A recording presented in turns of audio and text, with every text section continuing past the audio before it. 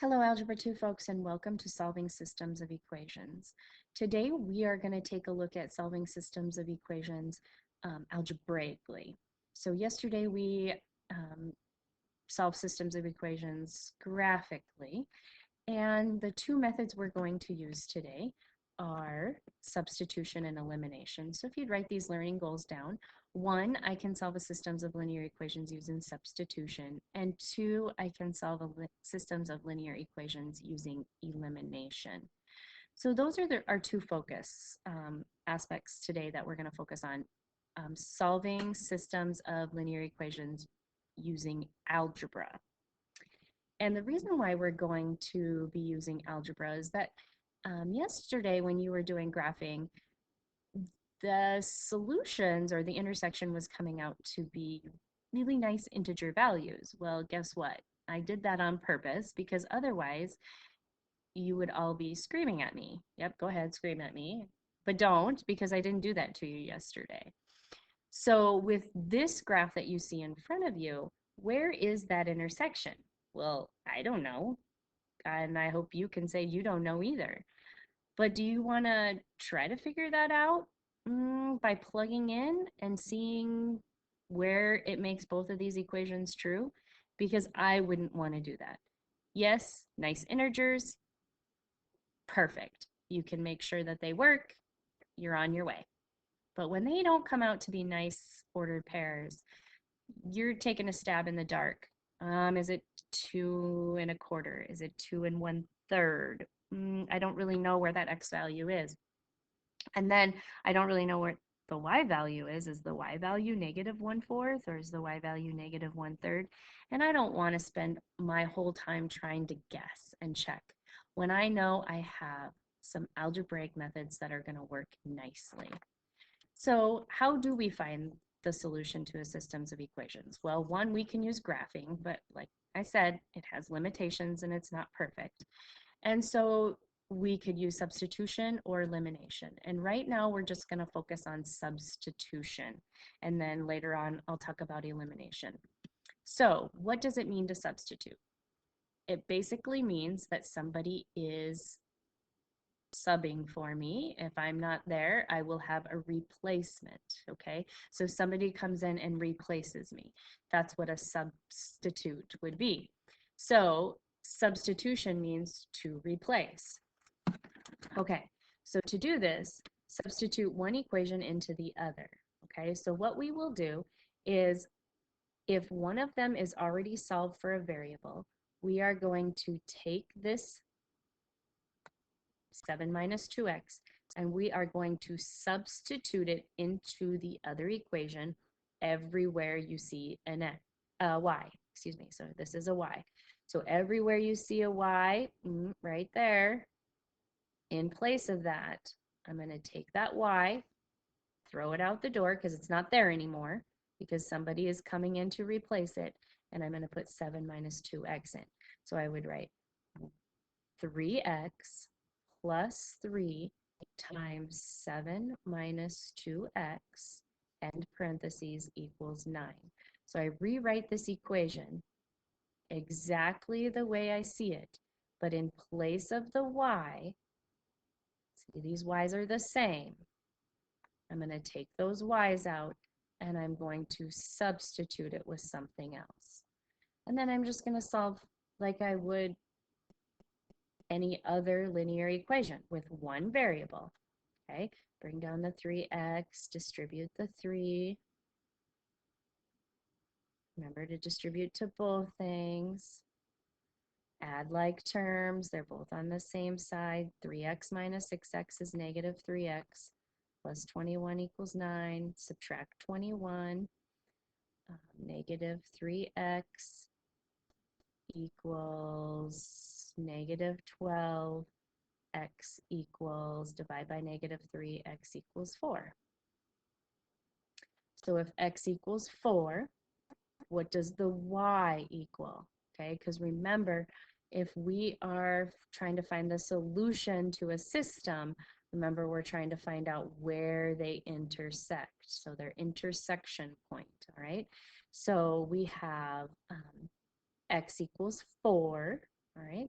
So everywhere I see an x, now in this first equation, I might go ahead and then kind of erase these, okay, and plug them back in. So y equals 7 minus 2 times 4. Plug the 2 in for the x. 7 minus 8 would be -1. Now, y would equal -1. Let's make sure that works in the other equation, because remember, a solution to a system makes both equations true. So we want to make sure that both equations are correct. So 3 times 4, so I'm going to plug 4 in for x, and 3 times -1, does that equal 9? So this would be 12 minus 3. Does that equal 9? Yes. So the solution for -1 works in the top and it works in the bottom. Therefore, for -1 is the solution to the system, making both equations true. Okay, let's try that again. So in this example, notice I don't have a variable already set equal to y like I did in the last one. This one already had a y. So in this one, what I have to do is I have to get one of the variables alone. What I'm going to do is I'm going to solve this one for y because it only has a 1 out in front. If I did this one, I would be dividing by 2 and I'd get a whole bunch of fractions, and that's kind of gross. So I'm going to go ahead and take the first equation and solve for y. I'm always going to solve for the variable that has a 1 in front of it or a -1 in front of it. So if the x would have had the -1, I would be solving for x. All right, so I'm going to add 4x to both sides. -1y equals 2 plus 4x. Divide by -1. Y equals -2 minus 4x. All right, so now I have y alone. And so now that I have y alone, I can go ahead and plug this in to every y in the other equation. So take the second equation, 7x plus 2y equals -5. And everywhere I see the y here, I'm going to put in my replacement. So 7x plus 2 times -2 minus 4x equals -5. 7x minus 4 minus 8x equals -5. Add like terms. -4 minus 1x equals -5. Add 4. -1x equals -1. X equals 1 when I divide both sides by -1. So now I have the x of 1. I'm going to plug it back into the other one of the equations and verify that it's what y would be. So I can come back over here, and since I already have y equals, I'm going to go ahead and just plug 1 in. So -2 minus 4 times 1, -2 minus 4 would be -6. Y equals -6. Let's see if it works in the other equation. So bring down that second equation again and plug 1 in and -6 in. Oops. 2 times -6, does that equal -5? So 7 times 1, plugging my 1 in for my x, -6 in for my y, and then I'm going to ask myself if that equation is true. Because if it's true for this equation and it was true for that equation, then that will be my solution to the system. So 7 plus -12, does that equal -5? -5 equals -5. That is for sure true. So this ordered pair 1, -6 works in both equations. So the solution would be 1, -6. Okay, so that's solving by substitution and replacing. How do we find solutions using the third method? which is linear combination / elimination. So linear combination / elimination, let's talk about what these words mean. So linear means we have lines. Combination means we're putting things together or adding them together. And eliminate means to take out or get rid of. So linear combinations means I'm going to take some lines, add them together, and hopefully something gets eliminated. So we will add equations together, trying to eliminate one of the variables when we have lines, okay? And that always reminds me of, I am the eliminator. Oh, I mean, I am the terminator. Okay, really bad. I'm not good at Arnold. Anyway, all right, so here's an example. 5x plus y equals 6, negative 5x plus 3y equals negative 22. What do we have there? We have a systems of equations, okay? And so we are going to use linear combination / elimination. So we're going to take and add these two together. Now, what's really awesome about this example already is, guess what happens? 5x minus 5x, we've eliminated something. Now we're going to go ahead and add the rest of them together. So y plus 3y is 4y. 6 minus 22 is negative 16.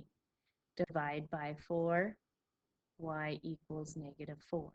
Well, we already have a variable. We have one of the variables already. Y is negative 4. Awesome. So what we're going to do is we got to check it. We got to, actually, we don't check it yet. I'm sorry. We have to plug it in to find our y, and then we're going to check. So we have to find x now that we know y is equal to negative 4. All right, so 5 times x plus, I'm going to plug in a negative 4. Does it matter which equation you use? No, you can use either equation. So then 5x minus 4 equals 6. Add 4 to both sides. 5x equals 10. Divide by 5. X equals 2. So our ordered pair is 2, negative 4, maybe. Okay. We always have to make sure then we check it in the other equation. So if you plugged it in the first to find the x, then you got to check it in the other equation to make sure it's true, because both equations have to be true. So negative 5 times 2, I'm going to put a 2 in for that x, plus 3 times, I'm going to plug in the negative 4 in for the y, and I'm going to ask myself if that comes out to be negative 22. So negative 10 plus negative 12, does that equal negative 22? Negative 22 equals negative 22. It does work. So this is the solution for the system. No maybes about it. It's definitely the solution. So what happens when they already line up to cancel out? That is the most amazing thing ever. But what if I have an equation like this, where they don't, you look at them and they're not going to cancel out. 3x minus x is 2x. Negative 4y plus 3y is negative 1y. Nothing is canceling. So what we can do is we can change one of the equations to help us be able to eliminate one of the variables. So what I see here is I see if I had a negative 3 here, I would be able to eliminate these. But when you modify an equation, what you do to one side, you must do to all sides and every term of the equation. So what I'm going to do is I'm going to multiply this by 3, and it turns into this equation.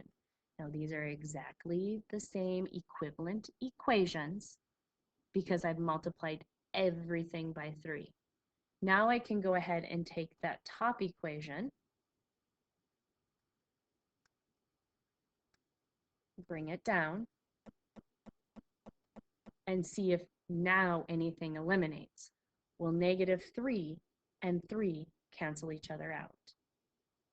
So if they don't cancel each other out when you look at it, you can multiply by a variable that'll, or by a coefficient or a number that'll help us be able to eliminate, I am the eliminator, one of the variables.